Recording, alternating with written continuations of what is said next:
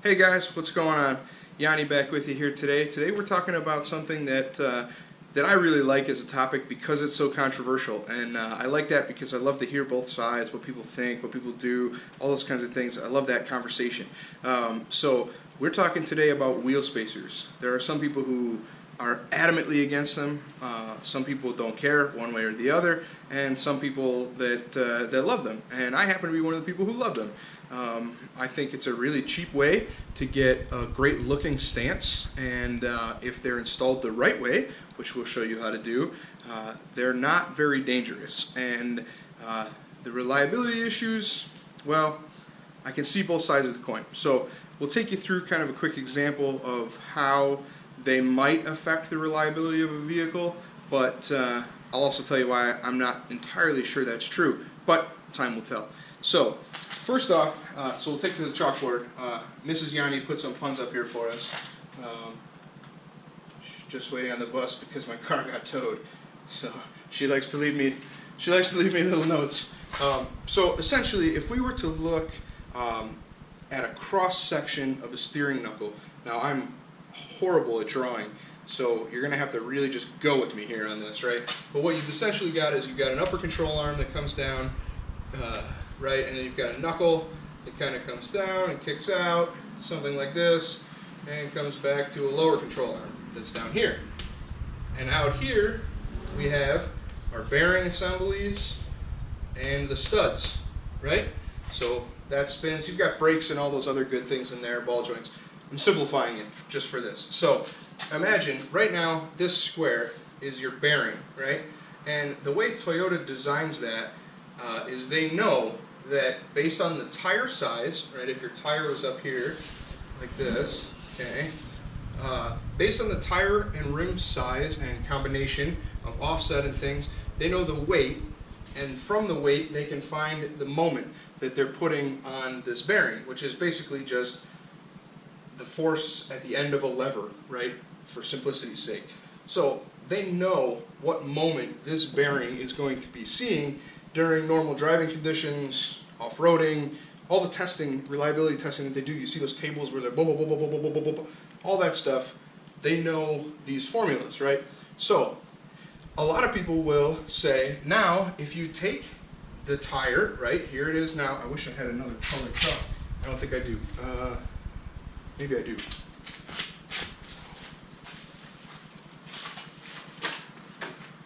Nope, out of luck. So, if you took the tire and the bearing stays in the same place, but you take the tire and you move it, I'll make it bigger just so we can see.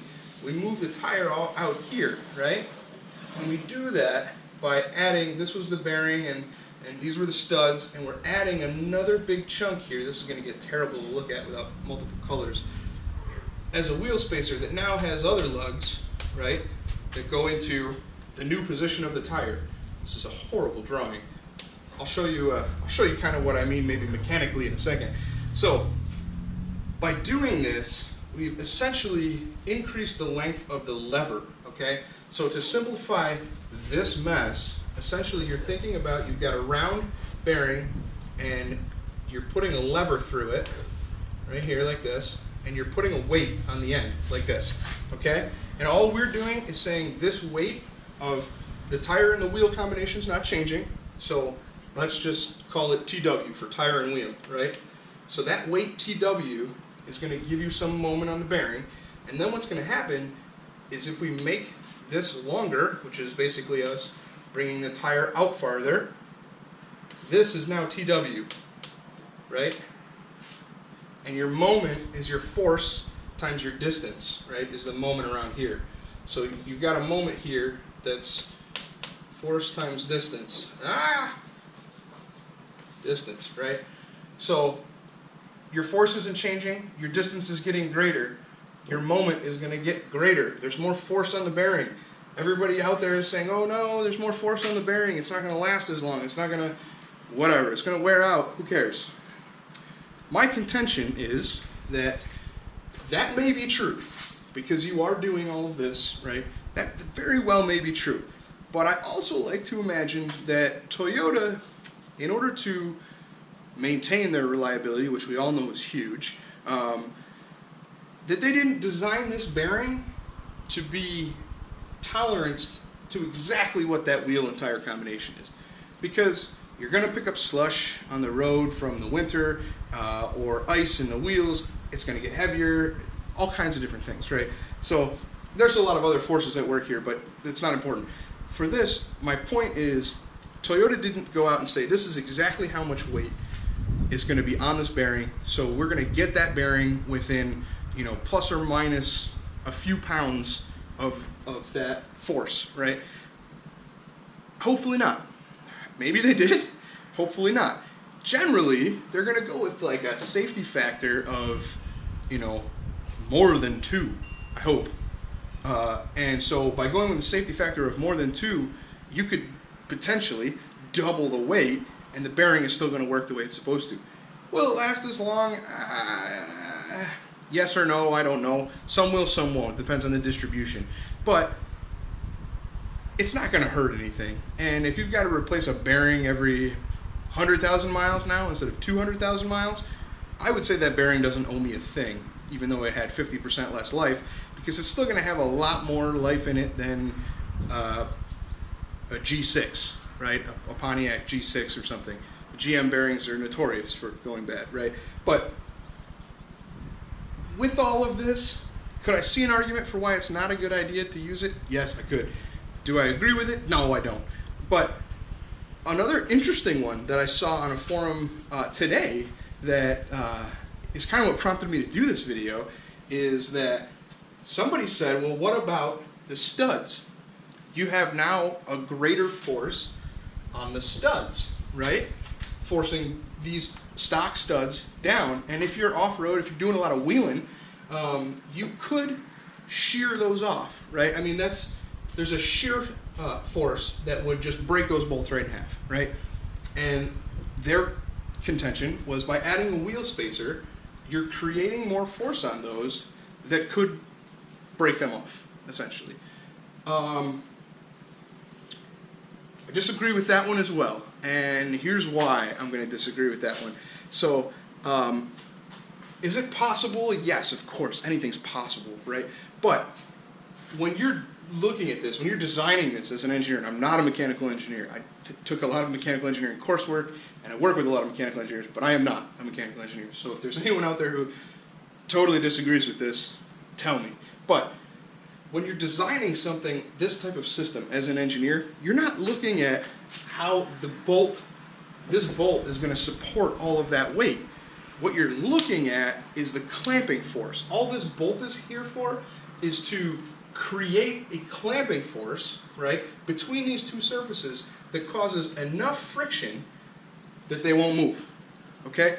And to do that, we have a torque specification, because that torque specification for these lug nuts creates the correct amount of clamping force, okay? Because think about anything you've ever tried to put together. If you put a screw in there loosely and you don't really tighten it down, you can wiggle them, you can take the two pieces and wiggle them around. Let's say this piece of chalk is my bolt and he's in here loosely, right? It can do this, right? And eventually you could get a fatigue failure from bending back and forth too much, or if you moved far enough, fast enough, you could break this piece of chalk in half. Now, if I clamped these two pieces together so tight that the friction between the two pieces forces them not to be able to move in this planar direction, this piece of chalk is safe now. As long as he can withstand the tensile load of the clamping pressure, which is the lug nut, he's not going anywhere. These two pieces are now clamped together by friction.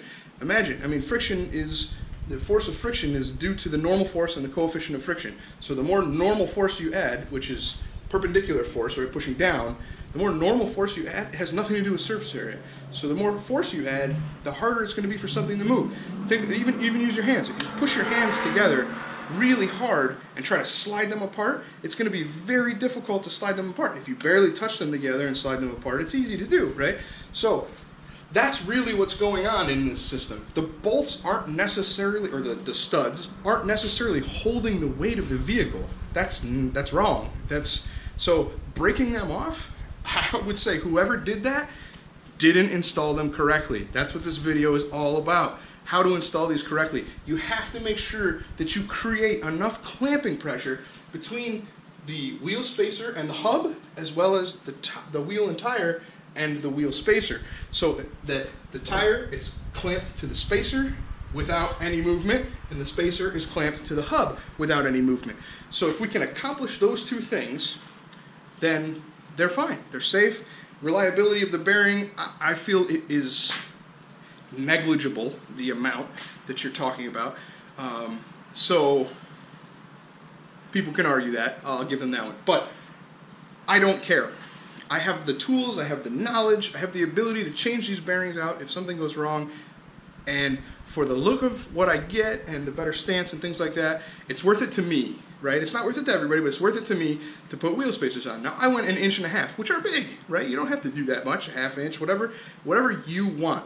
The key is to make sure you do the installation correctly so that they're safe and that they'll work for you. If you don't do it the right way, they are a very, very unsafe thing to run on your rig, and that's where I think a lot of people get stuck about not wanting to deal with wheel spacers, because there is a lot of liability, I guess, on you to install them correctly. If you don't, something will go wrong, and it will most likely be catastrophic. So the danger has a very high downside, or very low, I suppose, downside. But if you do it the right way, you'll be fine. So enough of the chalkboard, enough of the engineering and the mechanics and all this stuff behind it. Let's get to actually doing it so you can see how to do it the right way. Because if you do it the right way, everything is gravy, baby.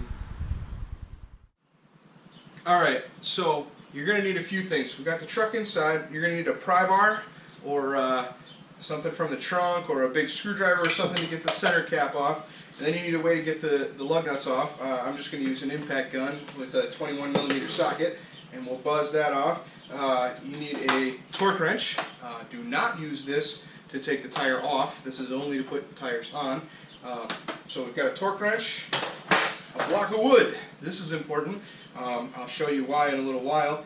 And before you, and a jack, which I have behind me, but before you jack up the vehicle, even though I know right now it's in 2-wheel drive, it's rear-wheel drive, it's in park, all that jazz, I get it, but it takes 2 seconds to chuck the vehicle, so just put something behind the tire, something tall. I use 4x4s, whatever. Just put them there, it'll save you anything going wrong. So let's jack this thing up and get to it.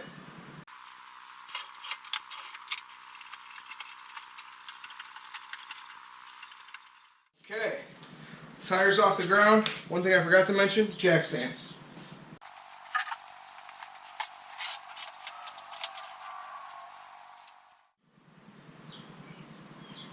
Alright, let's take the tire off. First we need to get the cap off. Ta-da! Okay. And our lug nuts.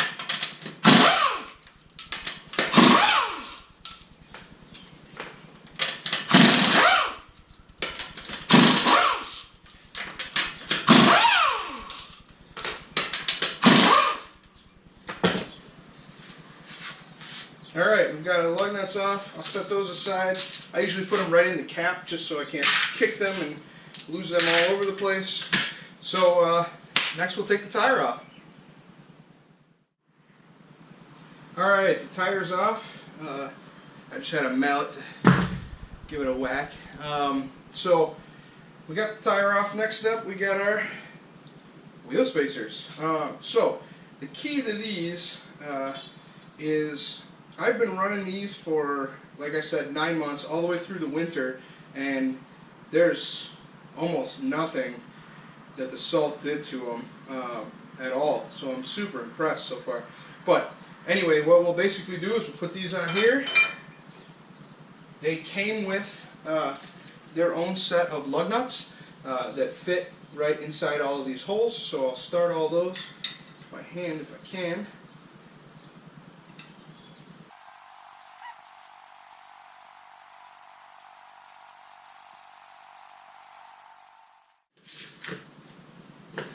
Alright, we got them all started.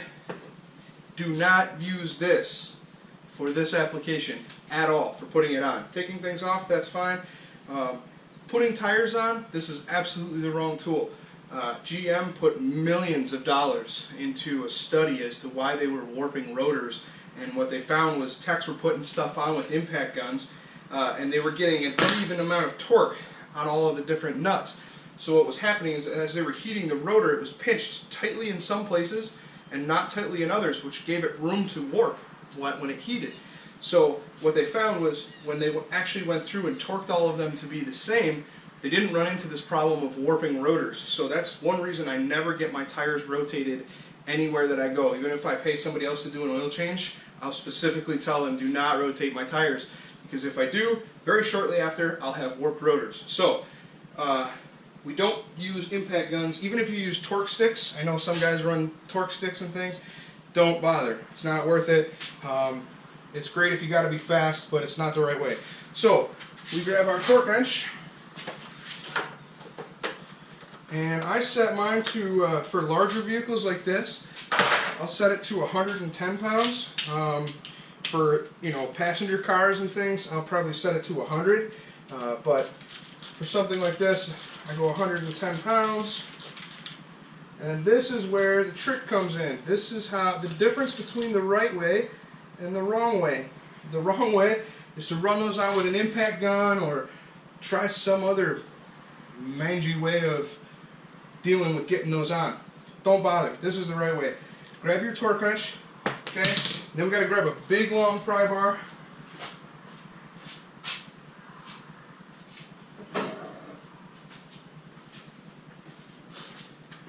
Okay, here he is. Call him my big ass pry bar. If you've got two people, this will go a little bit easier. Mrs. Yanni is not home right now, so I'm going to be doing this on my own, but that's okay. It'll show you how to do it. Basically, what we're going to do is you're going to put your pry bar in between the studs of the wheel, like this, okay? And what's going to happen is, now you're going to put force down with that, so such that when you're tightening with your torque wrench here, let's see if I can get it started on one of these nuts here.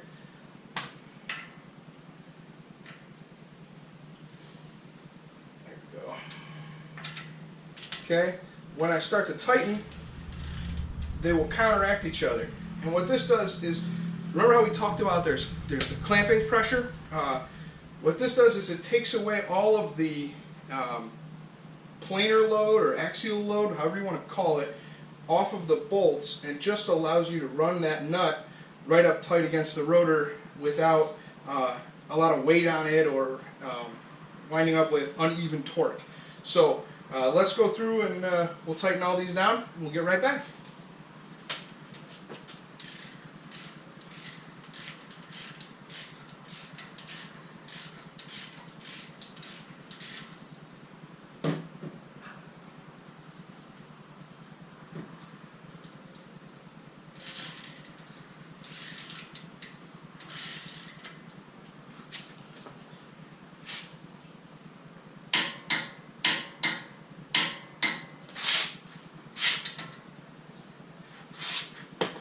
So I did the first one.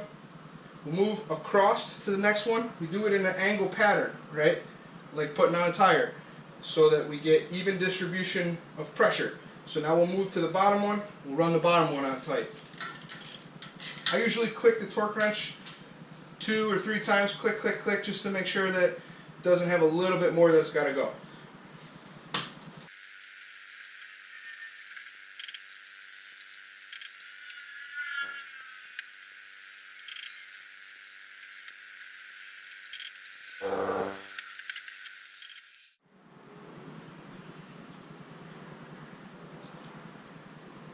Alright, so I tightened them all down, click, click, click, 110 pounds, every one of them.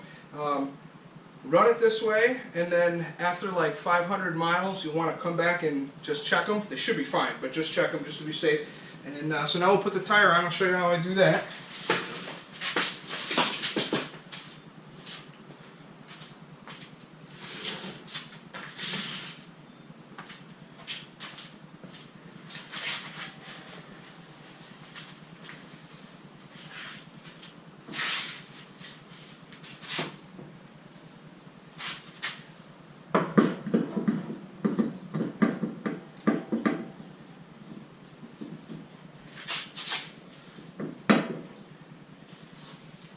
Okay, so again, we'll grab all these nuts, start them by hand, run them in as tight as we can.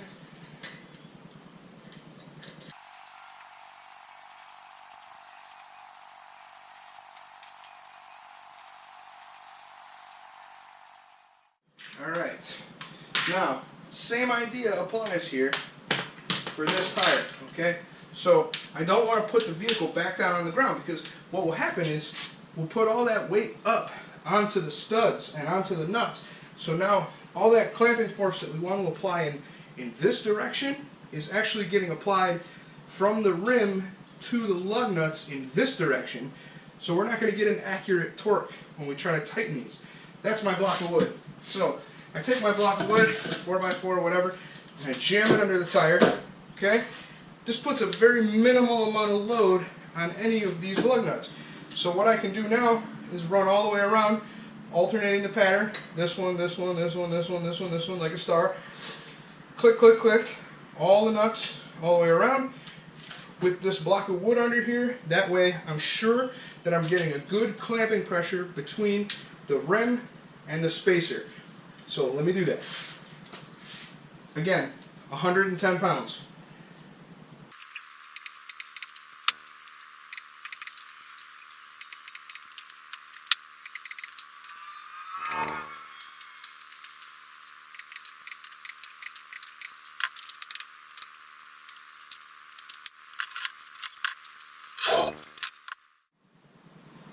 Alright, so that's it. Vehicle's back on the ground. We torqued all of our lug nuts, both the ones on the tire and the ones on the spacer. We'll drive it for about 500 miles and then check them again. I've done it a few times. I've never had them loosen on me doing it this way. So do it anyway. It's good to do. It only takes a few minutes, but everything should be fine. Doing it this way, I haven't had a problem yet. I've been off-roading. I've been driving around in the winter. I've been using it like normal, using it off-road, and I haven't had any trouble. So I firmly believe in this method, especially with the reasoning that we went over on the chalkboard, but that's that. Okay, so there we have it. We put the wheel spacers on. It's not difficult, but if you do it the right way, it will be much better for you in the long run. So we talked about why I think it's okay to run them. Mine are 1.5 inches. I really like the way they look. I haven't had any problems with drivability, off-roading, any of it, so I'm very pleased with them so far, especially taking them off now to do this video for you guys and seeing that there's virtually zero corrosion on them is amazing to me with the amount of salt that gets used up here in the wintertime. So I like them. I like them a lot.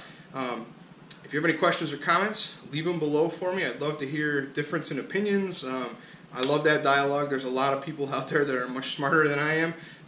So hearing from a lot of people, you get the best idea by hearing everybody's idea, right? So if you appreciate the things that we're doing here, don't forget to like and subscribe below. We've got videos coming out all the time.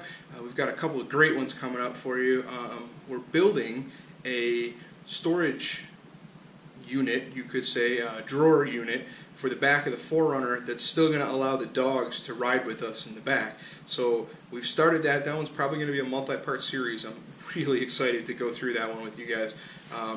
But we are working on it, so it will be out shortly, or at least the first episode will be out shortly, and then we'll keep continuing to work on it, and I think it's going to come out great. I already have a vision of what I want it to look like, and I think it's going to be great. So on top of that, we're planning a trip here to go up into the Green Mountains, which is like 6 hours from us, and do a long weekend of camping with the dogs, and not campsite camping. We're going to do. We're looking for a place that we can just use the 4Runner and kind of take some Class 4 roads, and do a little bit of off-roading, and find a nice spot near a lake or a river that we can just do some camping right out of the vehicle. It's looking less and less like that's going to be an opportunity for us. I'm working with the forestry department for Vermont, and it's actually the Green Mountains and the Finger Lakes region national forests. So I'm working with those guys to try to come up with, they have a few Class 4 highways up there, which basically just means a totally unmaintained road, right? And some of them are like from the 1800s, so there's just trees. You can't even tell that there used to be a road.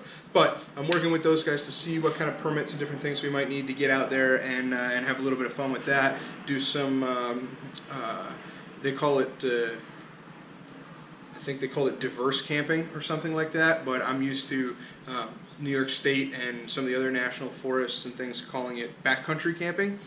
So it's essentially just without a campsite, without utilities or bathrooms or those types of things, and you have to take out what you take in, all those types of things. We're used to that. We've done some backpacking.